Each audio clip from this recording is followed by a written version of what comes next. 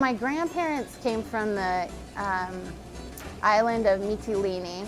My grandmother was born in an island called Lesbos. My grandpa, he was born in the States to Greek railroad immigrants in Pocatello. He knew of this beautiful Greek woman in California, and someone wrote a letter to him from Greece and said, "You need to meet this beautiful Greek woman in California."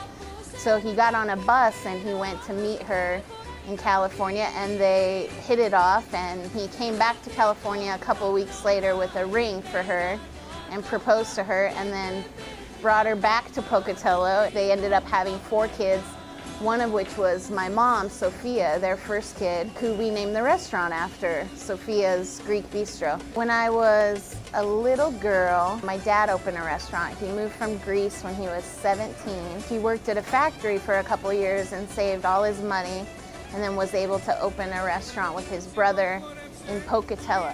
They were pretty successful, and I never thought that I would open a restaurant, but it ended up to be that way. I've had it for about 3 years now. It's one of the hardest jobs that I've ever done. I never thought that I would work so hard in my life. It's hard to cook and work 12 hours a day. You have to be here every day, all day long. But the reward is you get your own business and you have a lot of freedom to be creative. My family's always been really creative and really into art.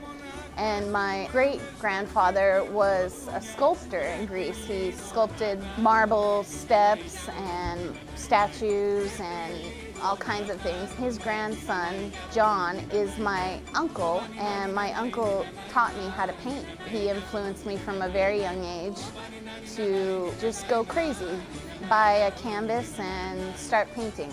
So when I was maybe 14 or 15, I started painting. So some of the artwork around the restaurant is stuff that I've painted over the years or recently. And it's also stuff my mom has painted or my Uncle John has painted. There's a couple of needlepoint pictures that show a traditional Greek costumes, like a man with a rifle from the war. Greek dancing is huge, so they would make us these costumes that resembled the traditional Greek costumes. They would just sew them by hand. My grandmother and all the old ladies from the church would just sew all these costumes for the little kids. And then we would dance at the Greek festivals every year. Another thing that you do when you're Greek dancing, when we were little, they would throw change at us, and dollars. So we would get so excited because we were little kids dancing together in a circle like this, you know.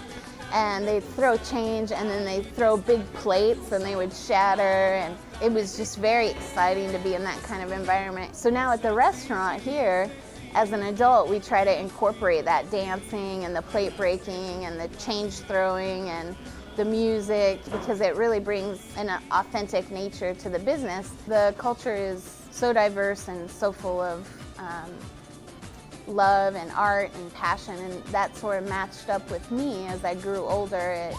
It seemed to be a good fit.